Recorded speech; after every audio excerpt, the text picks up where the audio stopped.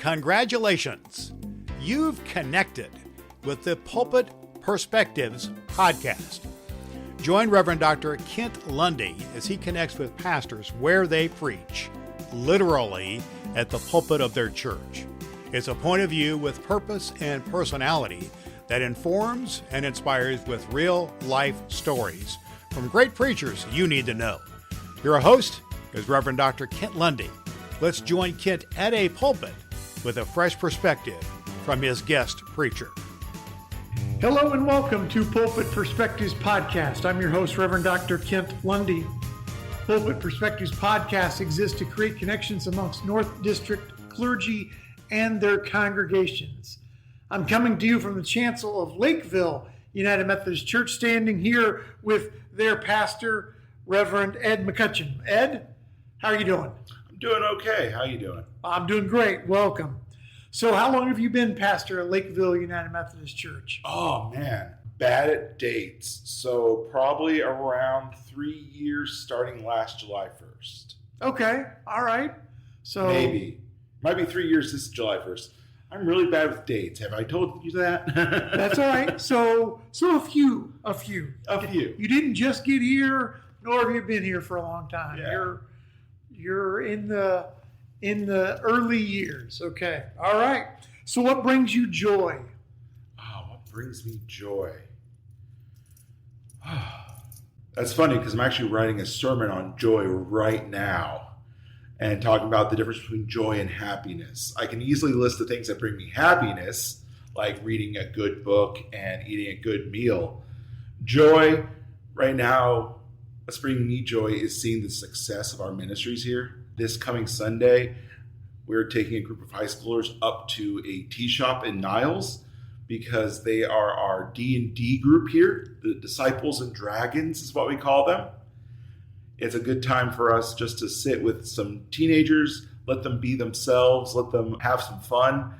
We are playing a D&D game right now where there are a bunch of grandmas solving murder mysteries, and they are having a blast. And that's been a great time. That's been bringing me joy lately. Oh, that is awesome. Yeah. Okay.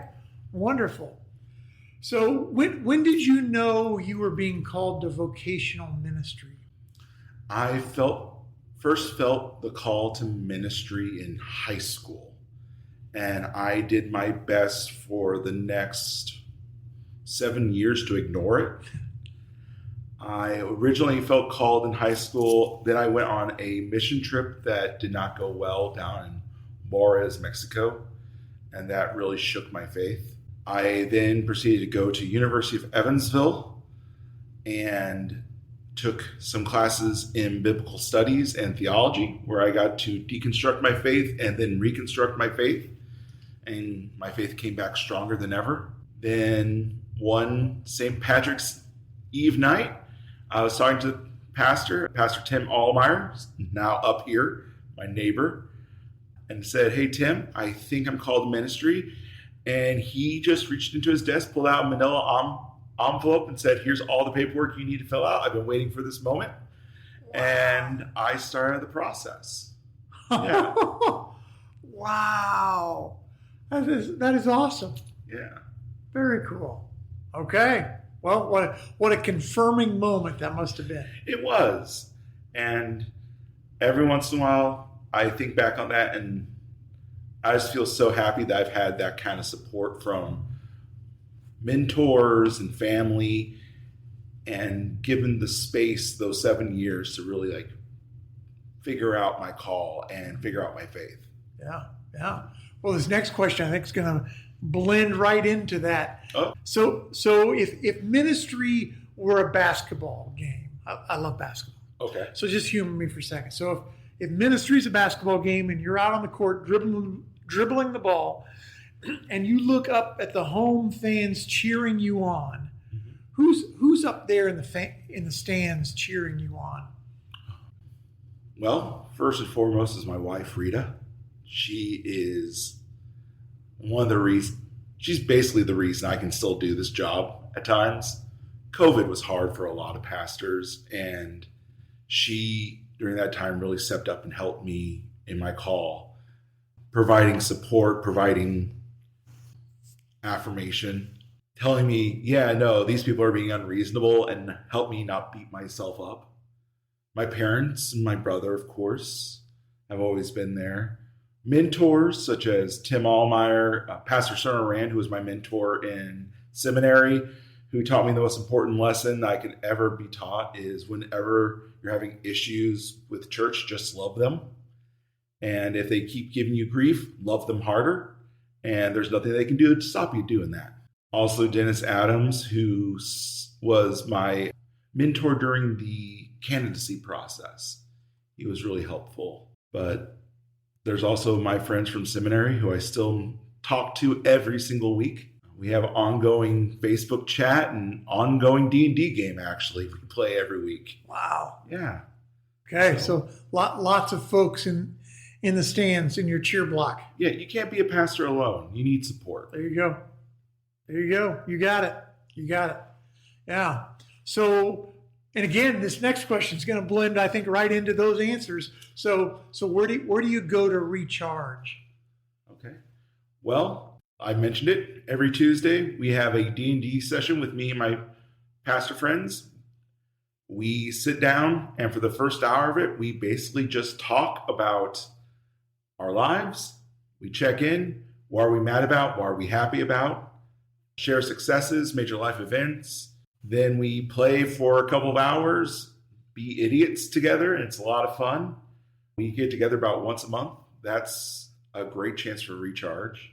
Also, I find a lot of places to recharge in just doing my nerdy hobbies, whether it's reading a book, writing a book review, crocheting something.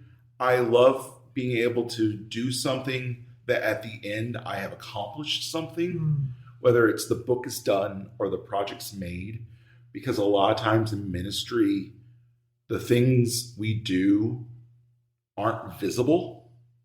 We don't know the lives we've touched. We don't know the hearts we've helped change. We don't know the harvest, is how Dennis once put it. And having a project where I can see at the end what I've done helps me feel affirmed, helps me feel accomplished, and helps me know that I can do things. And even if I don't see a tangible result, at least I have this now stocking I've made. Mm-hmm. So, yeah.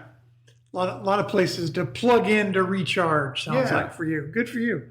That sounds incredibly healthy and full of resilience. So, My therapist approves. Yeah. okay. Even better. So what's your one go-to Bible verse? Oh, well, I'm going to be a bad pastor and not be able to cite it exactly. But the Bible verse that I have built a lot of my personal theology around, when I said in college I did a lot of deconstruction, reconstruction, would have to be the 1 John passage, God is love. I believe that is the best way to sum up who God is to me. God is love. And that helps me then figure out what to do from there. If I'm doing it out of an act of true agape love, then even if I make a mistake, then I at least won't be too far off the mark. It also means that if someone is spewing a hateful remark and they claim, well, God says, and then spews this hateful speech, then I know, well, no, God is love. That is something we need to discuss then. Follow that with the Malachi. What does the Lord require? Walk humbly, do justice, love mercy, walk humbly with your Lord. Those are good ones. Yeah, those two are my main theological foundation. Excellent. Yeah. Thank you. All right, so for this next question, pretend with me. Okay. You're going to go axe throwing. Have you ever gone axe throwing? I have, actually. Oh, okay. Well, then you're a shoo-in for this. I mentioned I was a nerd. I've done that at a rent fair or two. Okay. All right. Awesome. So you're going to go again axe throwing. This time you get to bring one person from Scripture. Who are you bringing and why? It would probably be Paul, because I would really like to ask him some questions like, hey, Paul, in your letter, you said this. Is this like a universal thing? Is it to a local church thing? What do you mean by this? It would just be nice just to sit and pick his brain and be like, hey, Paul, what do you mean by all of these things you say? Because I think Paul is often taken out of context and is used as a batter text against people. And I would really like to sit and be like, what did you actually mean? And that would be a really great chance just to, sit and chew the theological fat with them. Yeah. And this is great because I'm envisioning him just going off in one long run-on sentence, like he writes. Right. He's just going to speak and you're going to be there. You're going to blink and it's 3 hours later, right? Right. He's just going to be talking. I'm like, okay, throw acts. Yeah. Yeah, acts, yeah. It's like, oh, man. Yeah, the time would fly with him. Yeah. Oh, yeah. Yeah. And you're envisioning him being good at axe throwing? I mean, I don't think anyone's good at axe throwing the first time. Okay. But I think it would be fun. Yeah. All right. And, Paul and Ed, axe throwing champions of the world. Things, Paul's also always put on a pedestal. Like he is a great Christian, a Bible hero, and seeing him miss the target every time would be very oh yeah, he's normal like the rest of us. Yeah. That would be good. Okay. Yeah. I got it. Thank you. So what lesson have you had to learn the hard way? The hardest lesson I've had to learn is I can't do it all myself. I recognize in myself this desire to please everyone and not to be a burden.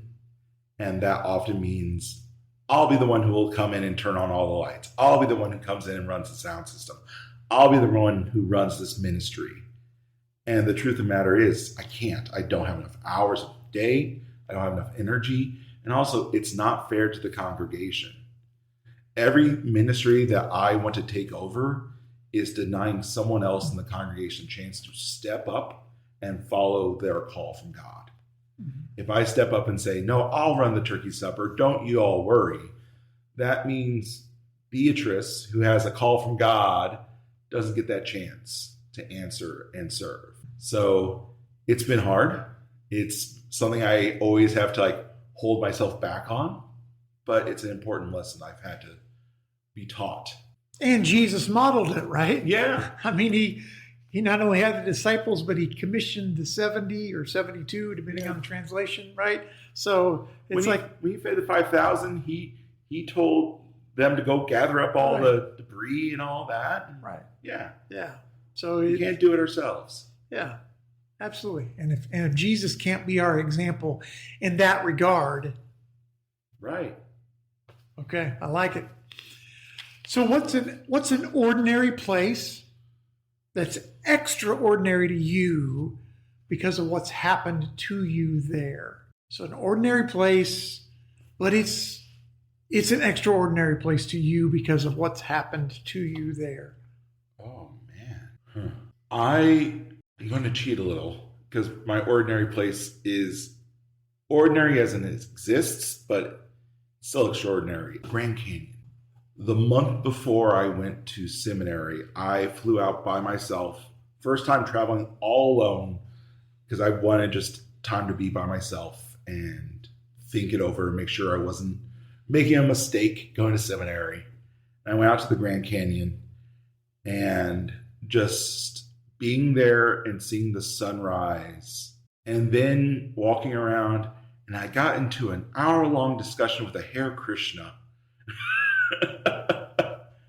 And I walked away from there just feeling very comforted by the presence of God, the beauty of God's creation, and affirmed that I was making the next right step in my life. And I got back on the plane, and a week or two later, I went off to seminary. And it's been a roller coaster since. Yeah. So let me get this straight. So Grand Canyon, on the one hand, is just a hole in the ground. Yeah. I mean, it's not a lot of trees, if any trees, right? So just a vast expanse of nothingness. Right. but yet for you, it's where God met you in a burning bush kind of moment to confirm that, yes, this call I've placed on your life is for real, and I want you to take this next step by going to seminary. Yeah. There you go. I like it. You say burning bush, it's funny. It was actually, there was mesquite fire the entire time I was there. There you go. So the entire canyon smelled like mesquite smoke. Well, and you've had your own burning bush. Yeah. Okay. All right. So what do you hope your fellow clergy know? Whether you think of them personally, like one-on-one, or just in general as a community, what do you hope your fellow clergy know? That we're all in this together.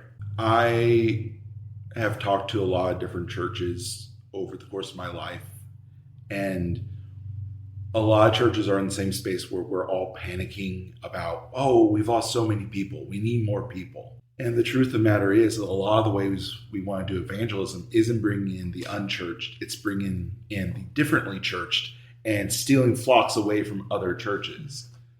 And a lot of times we look at our metrics and say, oh, we were success because our trunk or treat was bigger than the churches down the road's trunk or treat. And our Sunday's better because we have more people than the church down the road. And one of the things I think we all as clergy need to think about is this isn't a competition. We're not competing with each other. We're supposed to be supporting one another, working together for the kingdom. Mm-hmm. Because what we do is bigger than the building we're in. We're working for the kingdom of God. Mm-hmm. So I think one thing I think every clergy should always remember is it's not a competition. Mm-hmm. It's a team effort. Yeah, I like it. I hope they know that. Yeah. Yes, please. Yeah. All right, well, last question, and I appreciate your time.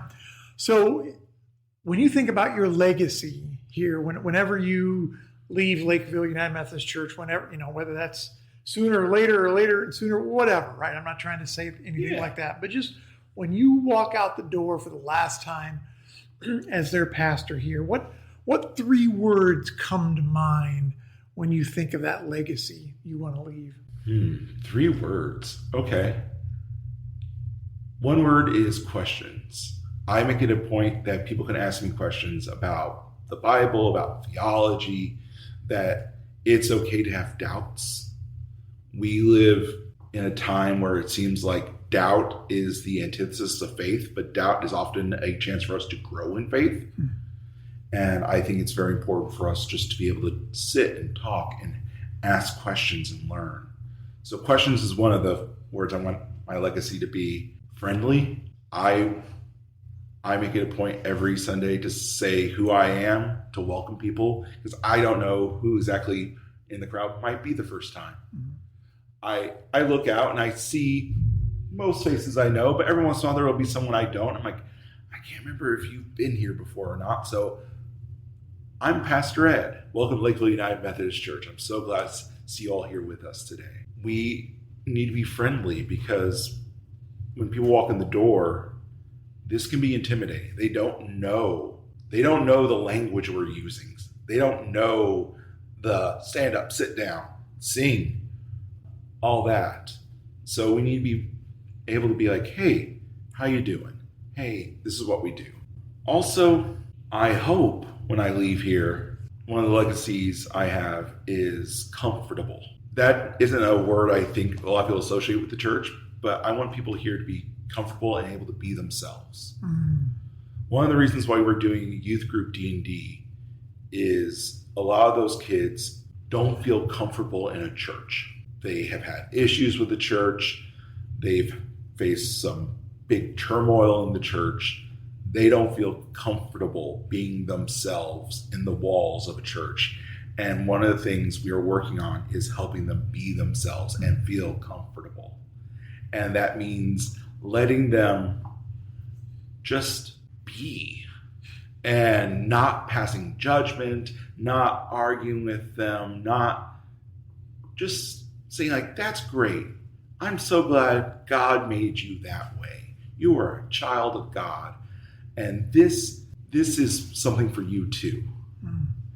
And that's something we're working on in the church too, is people can just be themselves and not put on their Sunday bests that they take off as soon as they get home. I don't want your best on Sunday. I want your true self on Sunday, because God doesn't want us to just come in here, act all high and mighty for an hour and then leave. God wants us to leave here being ourselves, transformed by God's love. Mm-hmm. So yeah, questions, friendliness, comfortable. Those are the 3 words I want my legacy to be. That's awesome.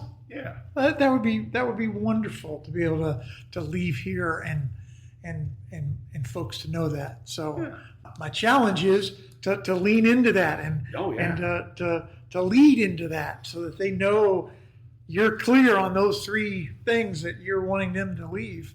Yeah. Say, all right, this is what I want you to say about me, and let's learn how to do this together. Yeah. Awesome. Well, Pastor Ed at Lakeville United Methodist Church, thank you so much for being a guest on Pulpit Perspectives podcast. Thank you for having me. Well, you're welcome.